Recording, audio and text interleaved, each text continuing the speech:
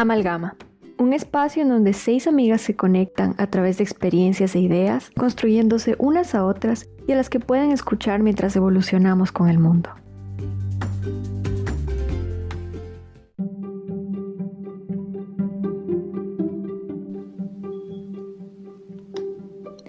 Me entretengo mucho a leer los comentarios de algún canal de noticias en mis redes sociales, más aún si son noticias controversiales como la elección de Bolsonaro o sobre ciertos estadounidenses que no quieren usar tapabocas en medio de una pandemia. Estoy segura de que muchos de ustedes también los leen. Sin embargo, al final de estos comentarios siempre me hacen pensar, ¿cómo es posible que digan esto? ¿Y de verdad creen que tienen la razón? Les cuento que después de compartir el primer episodio del podcast, recibimos un comentario que decía: pero ustedes siempre están de acuerdo. Y después de una buena risa nos hizo dar cuenta que sí. Muchas veces estamos de acuerdo y bueno, esa es la razón por la que somos amigas, por todas esas cosas que tenemos en común. Pero nuestras conversaciones también se polarizan, al igual que los comentarios de Facebook o como cuando hablas con tus abuelos sobre el aborto o el matrimonio homosexual. En el capítulo de hoy queremos hablar justamente de eso, de la polarización, de ese fenómeno que parece estar ganando terreno cada día más, en especial cuando se trata de temas morales y de gran impacto social. Hoy discutiremos, Mariana, Claudia, Valeria y yo, qué significa la polarización para nosotras, cómo creemos que afecta a nuestra sociedad, por qué es importante hablar de ella y si es riesgoso, y hasta qué punto podemos defenderla. Y para que vean que no siempre estamos de acuerdo, Mariana ve a la polarización como un efecto de las agendas políticas que son resultado de dualidades que se vivieron durante la Guerra Fría. Valerie siente que la polarización nos lleva a los extremismos y a encasillarnos en etiquetas ideológicas o políticas que limitan ciertas libertades. Y cuando se trata de libertades, Claudia piensa que la libertad de expresión sobrepasa cualquier peligro que traiga consigo la polarización y hay que defenderla.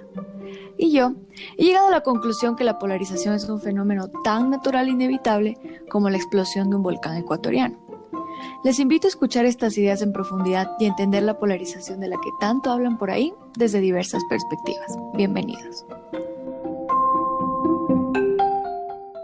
Esta polarización la vemos en muchos aspectos de nuestras vidas, por lo menos yo lo veo mucho en mi universidad.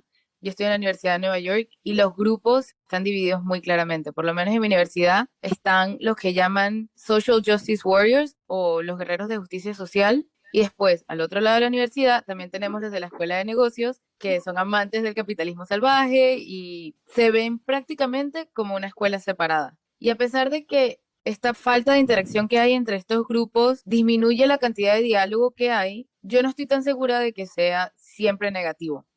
Por ejemplo, pienso que es necesario que hayan estas divisiones para que se pueda explorar a profundidad las teorías y las ideas que cada uno de estos grupos tienen. Por ejemplo, sería muy difícil tener una discusión sobre las medidas que se van a tomar para cortar taxes o cortar costos en una empresa si hay alguien en el cuarto que cada vez que se discute cómo cortar taxes quiere argumentar que estas medidas solo llevarán, por ejemplo, a la explotación de la clase trabajadora y entonces el sistema capitalista no debería estar incentivando todas estas medidas. O, por ejemplo, sería muy difícil tratar de discutir cómo se va a implementar un sistema de salud totalmente público si alguien en la sala continúa argumentando que los sistemas de salud deberían ser privados para que sean más efectivos y no debería haber salud pública. De igual manera, siento que pasa en la sociedad. Siento que es necesario que hayan estos grupos polarizados para que se puedan explorar las ideas y se puedan realmente explorar a profundidad y avanzar estas ideas y llegar a puntos más allá de los puntos en los que estamos. Sí, bueno, la polarización es un fenómeno que vemos alrededor de temas que nos convocan y atraviesan como ciudadanos, como por ejemplo el aborto, los derechos LGBTI+, cambio climático. Están quienes están a favor y quienes están en contra. Y los argumentos frente a ellos se pueden volver muy repetitivos. Lo que está en el medio no pareciera calar dentro de la opinión pública. Así como también, si nos vamos a la situación geopolítica global, tenemos a China y a Estados Unidos, dos formas de entender el mundo y sistemas ideológicos en pugna por el control de la hegemonía global. En mi caso, yo soy venezolana y he crecido en un país plagado de polarización, signado por el chavismo versus la oposición.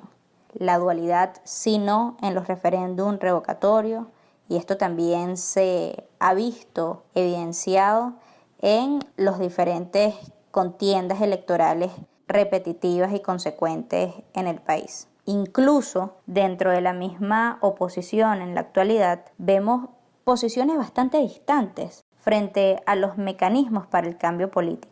Yo soy amiga de las negociaciones y de los acuerdos políticos sostenibles. Sin embargo, alguien que se acerque a cualquiera de los dos extremos en el que implica la eliminación del enemigo, verá mi postura como una utopía o un imposible. Como sociedad internacional, somos herederos de un mundo bipolar de poder en el que dos grandes fuerzas o potencias se enfrentaban por el control de la hegemonía global: la Unión Soviética y Estados Unidos, a través de políticas expansivas sociales, culturales y económicas. Así como también en el pasado en Venezuela vivíamos un bipartidismo protagonizado por Acción Democrática y COPEI, la socialdemocracia y la democracia cristiana. Y aunque sí han existido matices o puntos de conciliación, puntos medios, encuentros y acuerdos que han permitido la creación de instituciones, en el caso de Venezuela el punto fijismo, o en el caso de la sociedad internacional con la creación de los sistemas internacionales y sistemas interamericanos. Aunque sí han existido esos puntos de encuentro para la creación de instituciones, vemos también posturas muy distantes en el que los puntos de conciliación, aunque han existido, no han sido la regla. María, ahora que hablas de ese tema, sobre todo de las agendas políticas, quiero contarle a nuestra audiencia cómo es el caso colombiano. Ayer que grabábamos y hacíamos todo el plan de nuestros podcasts, el 20 de julio se cumplieron 210 años de independencia, pero en estos 210 años también hemos tenido una cantidad de guerras bipartidistas y demás. Hace 65 años aproximadamente se fundaron las FARC y el ELN, que son dos guerrillas las cuales han impactado el desarrollo social o tal vez el retraso económico en nuestro país. ¿Por qué ocurre esto o por qué ocurrió en ese momento? Por la falta de consenso, por identificarse tanto con un área política que las personas tienden a pensar que el que piensa de manera opuesta es absolutamente distinto. Y esto de hecho salía en un estudio de Pew Research Center sobre el partidismo y la animosidad política en 2016, donde se encontró que la mayoría de los demócratas y republicanos pensaban que las personas de los partidos opuestos eran más cerrados de mente que el resto de americanos y que en su gran pluralidad pensaban que eran más deshonestos, inmorales y poco inteligentes. Entonces esto nos lleva a tener una reflexión sobre cómo siempre las personas, entre más polarizadas estén, más tienden a pensar que el que piensa de manera opuesta es una persona calificada con todos los adjetivos que pueden estar más en detrimento de su propia humanidad. Como esto, a su vez, lo planteaba el BID hace poco, la polarización puede frenar a América Latina en una agenda también de herencias, de dictaduras y de violencias y de guerrillas y demás. ¿Cómo se han fijado tan fuerte estas posturas entre extrema derecha y extrema izquierda? En mi caso personal, como defensora de derechos humanos, uno de mis propósitos ha sido desligar la idea de que el defender el derecho esencial a la vida como presupuesto esencial para el ejercicio de los demás derechos no está ligado con ningún partido político, sino con el mismo origen del concepto de Estado que proponía Locke y Hobbes. Cómo el Estado nace a partir de la anarquía y del desorden, donde entonces quien tenía el control y el poder era el más fuerte, y luego estas personas se unen y dicen, no, resulta que ahora tenemos que crear una figura a quien podamos cederle nuestros derechos, pero que a su vez nos garantice el libre ejercicio de los nuestros propios sin la intervención del otro. Y de hecho de ahí también se desprende el derecho internacional y el orden internacional supremo, justamente de la necesidad de encontrar un consenso y una regulación donde el más fuerte no sea el que tenga la capacidad de determinar. A pesar de lo que yo dije, que para mí la polarización es tan natural e inevitable, yo nunca pudiera estar de acuerdo con distorsiones de la polarización que pueden llevar a las guerrillas, como tú dices, y que sí pueden presentar un problema. Y cuando tú hablas de cómo nuestra región puede estar siendo afectada o de qué significa estar polarizados, el Banco Interamericano de Desarrollo no solamente dijo que era una consecuencia de esos traumas que tenemos de las dictaduras militares y de esa falta de capacidad de poder llegar a un compromiso o a una conciliación, sino que también hicieron un estudio en el que hablaban de cuál sería la diferencia entre nuestra región, entre América Latina y el Caribe, y países más avanzados. Y al hacer este estudio se dieron cuenta que nosotros estamos hasta 10% más polarizados que ellos. Gracias a mi experiencia viviendo, por ejemplo, en Europa y viviendo acá, yo no me atrevería a decir que un lugar está más polarizado que el otro, porque si yo te digo, no, aquí en América Latina estamos súper polarizados, voy a escuchar el argumento de que mira lo que sucede en Alemania, donde todavía hay grupos neonazis, o donde tienes estos grupos radicales que van en contra de los refugiados, y al mismo tiempo tienes izquierdistas que defienden el anarquismo y el marxismo. Entonces, así por simple experiencia, yo no creo que es tan sencillo decir si estamos más o no polarizados. Yo creo que hay un trasfondo mucho más complicado y sí tiene que ver mucho con este trauma que tenemos y también de nuestra cultura. O sea, ¿qué tan lejos estamos nosotros de tener esta cultura del compromiso, de la moderación, de la conversación? Y yo creo que es muy importante también ponerse eso en cuestión. Aunque tiene muchas dificultades, o sea, es peligrosa esta polarización por lo que estamos hablando de que puede detener el desarrollo, puede hacer que no tengamos discusiones importantes, puede ser que no lleguemos al consenso sobre cómo van a ser nuestras sociedades. Yo pienso nuevamente que sí es importante tener estas opiniones separadas, polarizadas, que nos ayuden a conseguir ideas nuevas, porque por lo menos, poniendo de ejemplo el movimiento de Black Lives Matter de Estados Unidos ahorita, la gente dice que está muy polarizado porque los organizadores del movimiento no quieren conseguir un consenso con el otro lado, que es el que dice que este movimiento realmente no hace falta, que esto no es un problema, que se están victimizando y se dice que hoy las posiciones moderadas están siendo desechadas casi con la misma fuerza que las opiniones opuestas y presentan esto como un problema porque no se están tomando en cuenta las posiciones moderadas. Sin embargo, volviendo al movimiento de Black Lives Matter, la posición moderada sería, por ejemplo, decir, bueno, démosle más formación a los policías. Sin embargo, dado que los organizadores de Black Lives Matter ven a la policía como un problema fundamental porque está tan metido el problema de la brutalidad policial en el sistema, simplemente darles más formación no va a resolver el problema. Entonces, conformarse con una solución moderada, como simplemente darles más formación, no sería suficiente. Sería lo mismo que decir, yendo un poco más atrás a la esclavitud, decir, bueno, consigamos una posición moderada en la cual los esclavos puedan comprarse la libertad, pero no nos vamos a ir al extremo de darles una libertad completa desde que nacen. No, igual va a haber esclavitud, pero seamos moderados, pongamos una solución moderada y dejemos que se compren su libertad, por ejemplo. Obviamente es debatible si esto es equivalente o no, no necesariamente es equivalente, pero es más o menos como los organizadores de Black Lives Matter lo entienden, que no hace sentido tratar de conseguir una posición moderada cuando se trata de las vidas de las personas. O por lo menos, hablando del otro lado, un proponente del mercado libre no le va a parecer suficiente conseguir una posición media en la que se diga, bueno, algunas industrias de la economía no van a tener regularizaciones, pero otras sí. Quizás estos proponentes dirían, eso no es suficiente porque al regularizar algunas industrias estás influyendo en toda la economía. Entonces no vas a poder tener un mercado libre hasta que todas las industrias no estén regularizadas. Entonces quizás estos puntos medios que le hacemos tanto énfasis hoy en día no son suficientes para llegar a las soluciones que necesitamos en nuestras sociedades. A pesar de que sí conlleva muchas dificultades, los extremismos y esta polarización que vemos en nuestra región, pienso que también es importante tener estos espacios en los que las personas con ideas diferentes pueden explorar y desarrollar esas ideas.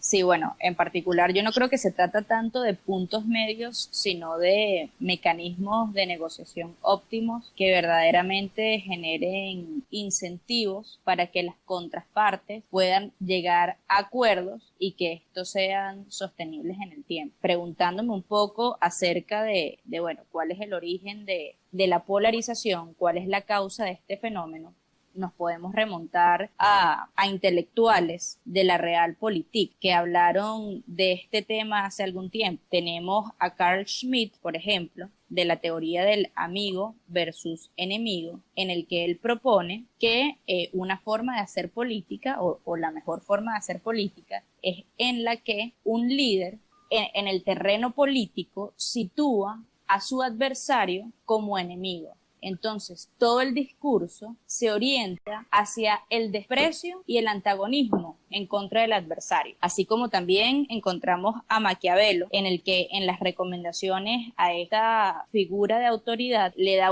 como una serie de consejos, ¿no? Y entre estos consejos hablaba del divide y vencerás como una propuesta en la que permitiría a esta autoridad permanecer en el poder. De manera que entonces podemos ver a la polarización como una herramienta política de las agendas en la que su principal objetivo es el acceso o el mantenimiento en el poder. En este sentido, se empieza a dividir el mundo entre buenos y malos y se traza una frontera entre el cielo y el infierno. Se construye la hegemonía comunicacional y luego se escenifica la humillación de los opositores. De manera que, desde mi postura, yo veo a la polarización como un peligro o una amenaza bastante palpable, más aún cuando ésta se institucionaliza y empieza a ser una forma de hacer política. Cuando ésta empieza a ser una forma del quehacer público, del quehacer político, se convierte en política de exclusión. Aparece esto que se puede llamar como la inmunización ideológica. Todo lo que está del otro lado no me toca. La estigmatización. Pienso que el otro, porque piensa distinto, pues no está en mi categoría de debate. Se empieza a partir el sistema de la sociedad en dos y pues no es únicamente, este tema no está solamente incorporado al discurso político, sino a las leyes y a las formas de reproducción del sistema político, lo cual incluye, por ejemplo, políticas económicas o políticas sociales. Las políticas de exclusión en un país polarizado como Venezuela han sido la regla durante los últimos 20 años. Lo podemos ver, por ejemplo, con políticas económicas como la confiscación o la expropiación de tierras, o por ejemplo el tema del despido de miles de trabajadores de petróleo de Venezuela hace algunos años por pensar distinto. Entonces hay un problema cuando la polarización se convierte en política de Estado, que si bien puede ser un factor para los líderes políticos que pueden tomar a favor durante las elecciones, se convierte muy peligroso haciendo política como tal en su gestión. Y esto no solamente lo vemos en Venezuela, sino que es un virus que se ha propagado por diferentes partes. En la región tenemos casos como Bolsonaro y Trump, por lo menos a nivel discursivo, y también otros casos, por ejemplo, Hungría en Europa. Entonces, yo creo que sí es importante rescatar que existen estas formas de hacer política, buscan la eliminación del otro, por ejemplo en el caso de Venezuela, de intelectuales, productores, empresarios, y que estas agendas realmente buscan es la eliminación del enemigo. Entonces, como decía, es importante que quienes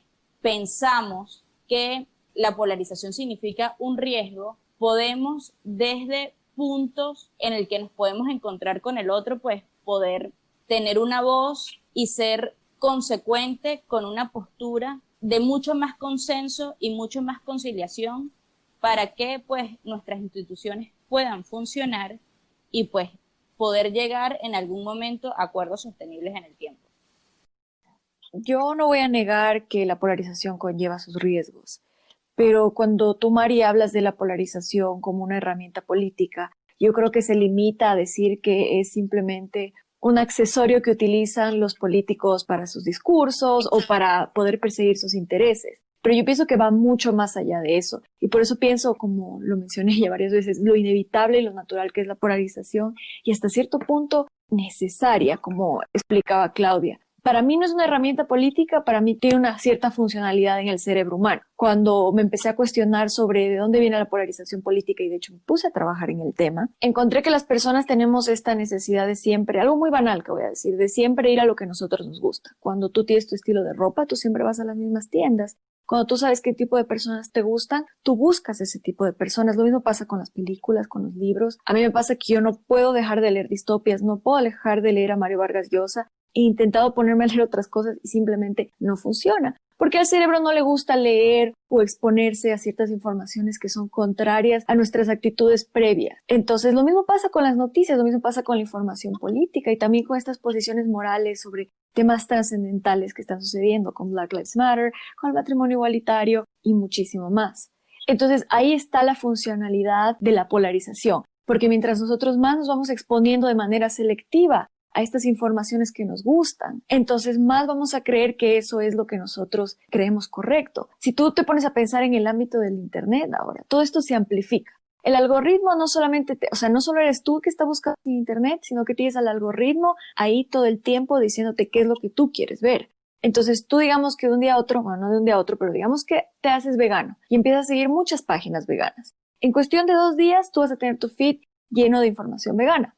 Con el tiempo, esta exposición no solamente te va a hacer creer que estás haciendo bien como vegano, sino que todo el mundo es vegano y que deberías defender esa posición. Y lo mismo pasa con la información política. Entonces, súmale a eso de que cuando tú hablas de Bolsonaro y de Trump, las personas ahora estamos mandando noticias por WhatsApp. O sea, hay una invasión de tema privacidad y opinión pública que se empieza a hacer difusa esa división entre cuál es lo moderado, qué está polarizado. Simplemente tú crees tu realidad y al cerebro humano le gusta vivir en esa simplicidad.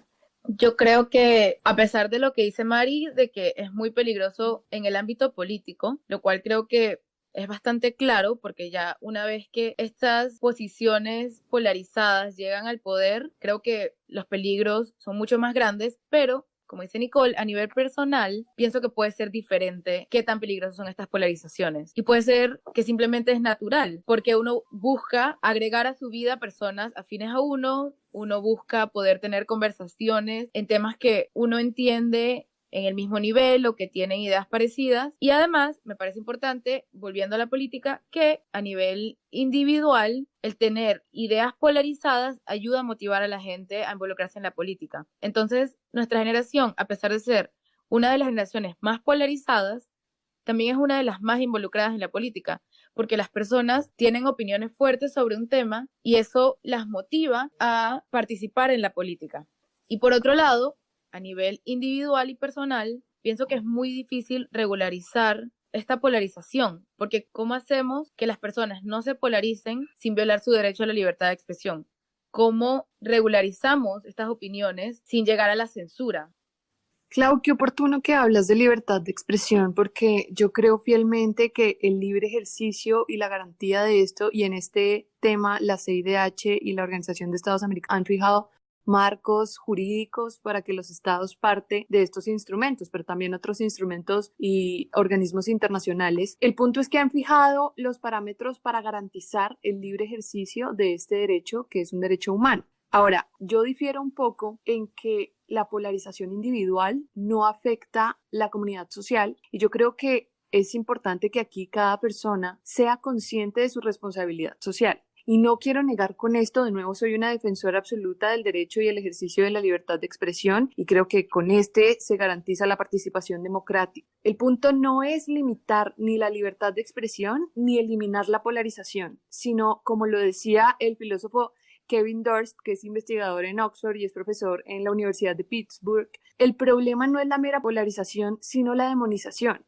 ¿Cómo podemos, desde nuestra subjetividad que es natural, ejercerla, tener posturas distintas, pero también crear espacios de consenso, puntos que funcionen entre todos sin anular al interlocutor? Y creo que ese es el desafío que tenemos como generación. Y también las agendas que estamos planteando por una generación que propone la implementación de nuevos modelos económicos y políticos que sean amables con el medio ambiente, en los cuales se garanticen los derechos humanos, la inclusión social y demás fines del Estado de Derecho. También es importante que seamos conscientes de promover sistemas de unión que sean independientes de la identificación directa con los ismos, porque es ahí donde tenemos problemas. Si tú vas y le dices a una persona afín al comunismo que un modelo de consenso se va a denominar capitalismo, pues entonces no va a haber consenso. O sea, de nuevo, yo quiero fijar muy clara mi posición. Yo no pienso ni considero que haya que eliminar la polarización, la celebro. Yo creo que quienes trabajamos dentro de los aparatos del Estado o promovemos el ordenamiento jurídico internacional, buscamos que todos los individuos puedan desarrollar libremente y ejercer sus derechos. El problema no es la limitación de estos, de nuevo, es un llamado a ser conscientes de nuestro deber social y nuestra responsabilidad social y cómo vamos a crear espacios que funcionen para un mayor número de personas. Yo tengo dos puntos muy importantes aquí. Primero, me vuelve loca el tema de la conciencia. Yo a veces pienso y digo, es muy fácil decir, ¿cuál es la solución a todo? Edúquense y tengan conciencia sobre el tema. No demonicen la polarización, no está tan malo, simplemente sean conscientes, pero la conciencia también es un privilegio de un cierto grupo de personas, porque tú no solo puedes estar consciente de algo al momento que lo escuchas y lo entiendes. Entonces, hay ciertas personas que tienen acceso a esa conciencia y yo creo que estamos limitadas cuando pensamos en la cantidad de personas que esas son. Y la segunda cosa que me vuelve loca a mí es el tema de conciliar o el compromiso o llegar a un acuerdo. ¿Cómo se supone que yo esté de acuerdo con alguien o que yo llegue, no de acuerdo, sino cómo llego yo a un compromiso con alguien que está a favor o en contra del aborto y yo propongo la postura contraria? ¿Cómo se supone que lleguemos a una conciliación? Y quiero mencionarles muy rápido el caso alemán con el tema del aborto, cómo ellos llegaron a un compromiso entre los liberales y entre los conservadores cristianos. Y el compromiso de ellos era, ok, vamos a proteger la Constitución en la que dice que hay que proteger la esencia de todo ser humano, pero el aborto va a ser posible porque todos sabemos que es un tema de salud pública, entonces tenemos que hacerlo posible. Lo hacen posible, pero hay ciertas restricciones para convencer a la futura mamá o a la futura persona que va a hacer la interrupción del embarazo de no llevar a cabo la interrupción del embarazo. Entonces ellos tienen que tener citas psicológicas para intentarles convencer y eso todo el mundo sabe. Y 3 días después de eso, si tú quieres practicar el aborto, esa es tu decisión. Entonces es una manera de llegar a un compromiso. El tema es que el aborto igual se hace. Y las personas que no están de acuerdo con el aborto simplemente no van a estar de acuerdo con este tipo de compromiso. Es un mundo, el mundo está lleno de dualidades, en donde sí hay veces que hay solo blanco o negro. Y tú no puedes solamente decir, lleguemos a un compromiso en a qué medida queremos que el matrimonio igualitario sí se dé o a qué medida queremos que el aborto sí se dé. Si vemos el Estado como artificio social, la base del Estado es el contrato social, bien lo decía Rousseau, y si bien representa un desafío como sociedad y como generación, pues nosotros a través de nuestra razón, como decía Kant, tenemos que utilizarla frente a pues las diferencias que nos pueden convocar. Creo que es un deber y un desafío, un reto como sociedad que nosotros tenemos, la institucionalización de acuerdos que permitan el avance de las sociedades. Si nosotros somos creyentes en los organismos internacionales, si nosotros somos creyentes en las mesas de diálogo, pues nosotros tenemos la responsabilidad de mejorar los mecanismos de negociación. No se trata de que vamos a llegar y que todos vamos a llegar a la mesa felices y decir, mira, sí, estamos de acuerdo, buenísimo, todos quedamos felices. No se trata de eso, se trata de ver qué puedo sacrificar yo que esto no implique la eliminación de mi adversario, porque al final tenemos que entender que debemos vivir en convivencia y esta convivencia implica cierto sacrificio. Cuando nosotros decidimos vivir en un condominio, en un edificio, pues tú sabes que tienes unas reglas que cumplir y que tienes que respetar la convivencia con el otro. Entonces se trata de respetar opiniones. Si bien yo creo que la polarización es un fenómeno que se da mucho más de arriba hacia abajo que de abajo hacia arriba, que más bien lo de abajo se ve un poco manipulado o sí, puede ser un poco manipulado por ciertas agendas políticas. Yo también creo en la libertad de expresión, yo creo en el periodismo libre y que, bueno, sí existen discusiones que escapan de la esfera política. Creo que la polarización se ha utilizado de manera efectiva como agenda, como parte de las agendas, como herramienta política. Sin embargo, también existen opiniones contrapuestas en diferentes temas. En el caso de las ideologías, yo creo que caer en polarización no extremos en los temas ideológicos, personalmente, yo creo que las ideologías son sumamente importantes porque nos ayudan a ubicarnos dentro del espectro político e identificar maneras de comprender o visiones de comprender la sociedad. Pues ver esto desde los extremos es sumamente reduccionista y ubicarnos en cada uno pues termina por reducir todos los matices que pueden traer las ideologías. Tenemos una izquierda progresista, pero también tenemos una izquierda anarquista, muy distantes y diferentes entre ellas. Tenemos una derecha conservadora y tenemos una derecha liberal. Entonces vemos que las diferentes posturas, aunque tengan formas de aproximarse a la realidad de manera distinta, pueden también tener sus puntos en común. Por eso yo creo que los extremos terminan siendo reduccionistas y se terminan tocando entre ellos porque proponen el peligro y la amenaza de la eliminación del enemigo. Entonces, creo que tenemos que ser capaces de poner nuestros puntos en común por encima de las diferencias para la sostenibilidad de las instituciones y de nuestra sociedad en general.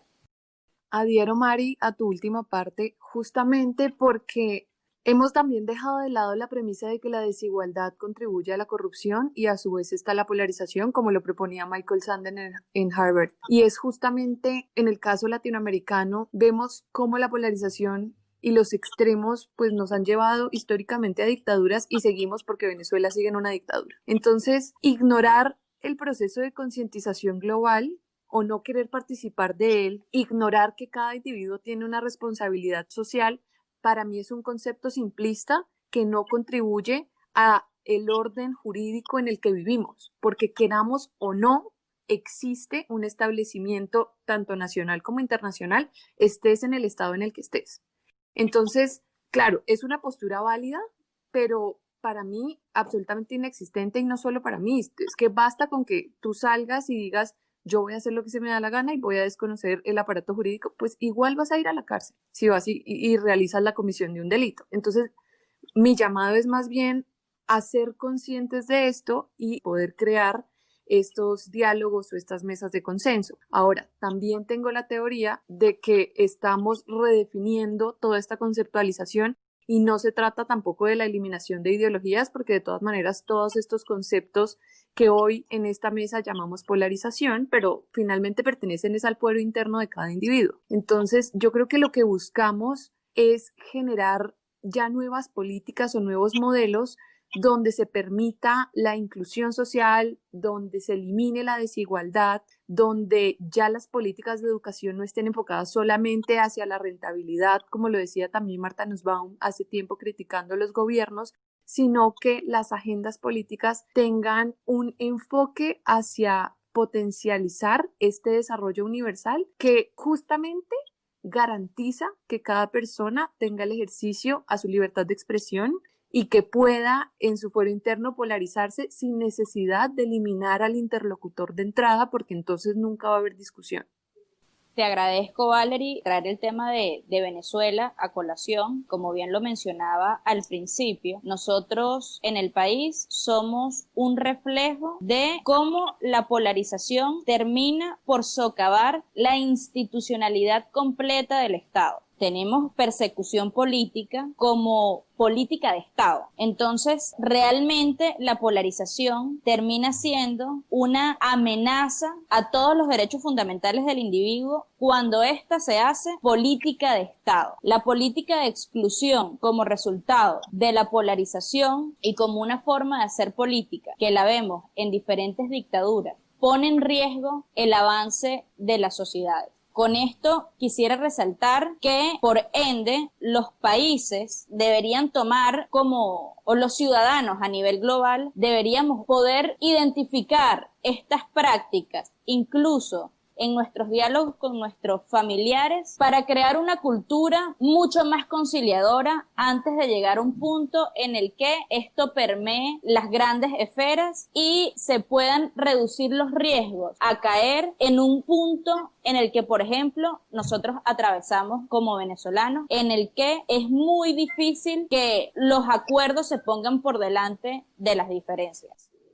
Yo creo que Venezuela es un caso aparte, que es muy extremo lo que sucedió, pero yo creo que en general los extremos no siempre son malos, porque por lo menos las sufragistas que peleaban por el derecho al voto de la mujer eran vistas como radicales. Al principio de los movimientos, del movimiento de los derechos LGTBI, eran vistos como radicales el matrimonio homosexual. Y es por estos extremistas que se lograron todos estos avances. Entonces, a pesar de que sí presentan peligros y vemos muy claramente en Venezuela cómo los extremistas causaron mucho daño, yo creo que no siempre estos extremos hacen daño. Y creo que la dificultad y el reto que tenemos es cómo definimos cuáles extremos son dañinos y cuáles no. Y creo que eso va a ir muy con la opinión personal de cada quien, pero creo que tampoco es correcto decir que todos los extremos son malos y que todos los extremos son dañinos, porque siento que a veces son necesarios. ¿Sabes qué? Esto que me cuentas de los radicalismos me recuerda que hace unos pocos días vi la película sobre la historia de Ruth Bader Ginsburg y cómo ella defendía que la Corte Suprema declarara inconstitucional muchas leyes en Estados Unidos que discriminaban por género. Y a ella, en su primer juicio, le dijeron que ella estaba intentando hacer un cambio radical social. Y eso fue lo que ella la motivó para levantarse y decir, ¿sabes qué? A esto tú le llamas un cambio radical social, que simplemente, bueno, entre comillas, se declare inconstitucional la discriminación de género. Entonces, para ese entonces, estaba claro, los años 70, estaba claro que eso era un cambio radical y se necesitaba eso de ahí. Entonces, solo era una etiqueta ponerlo radical, pero era un cambio necesario.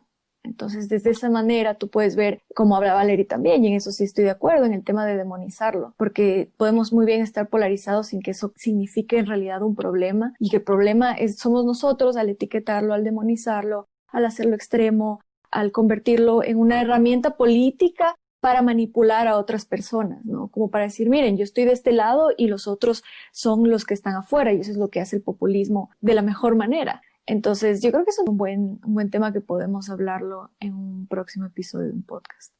Con la polarización, creo que lo que podemos estar todos de acuerdo es que, bueno, no estamos de acuerdo en que la polarización no sea un problema, pero creo que lo que hemos hablado es que el principal problema es la inhabilidad de conversar y discutir estas ideas que son polarizadas. Creo que aunque las personas o los ciudadanos estén polarizados, lo importante y el enfoque que tenemos que tener es cómo logramos tener estas conversaciones, tener estas discusiones que son tan importantes para que la democracia pueda continuar funcionando. De acuerdo, Clau. Y finalmente, yo creo que podemos llegar a la conclusión de que es un reto generacional, y por generación no me refiero solamente a los millennials, sino me refiero a todos los que estamos vivos habitando este planeta, redefinir nuestras relaciones sociales que finalmente se traducen en el ejercicio de nuestras relaciones económicas, políticas, que afectan las esferas y el ejercicio humano e internacional entre estados y en general. Entonces, es importante buscar consensos, la subjetividad, el fuero interno, la polarización. El problema no ha sido la polarización per se, sino el no saber manejarla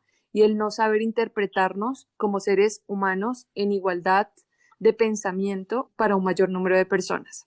A toda nuestra audiencia agradecemos que nos hayan escuchado y los invitamos a que continúen en un próximo episodio. Muchas gracias y hasta luego. Chao. Chao. No se olviden de seguirnos en nuestro Instagram, @amalgamashow. Aquí los esperamos para el próximo episodio. Sueños, realidades y un mundo de posibilidades compartiendo desde nuestra mesa hasta sus dispositivos.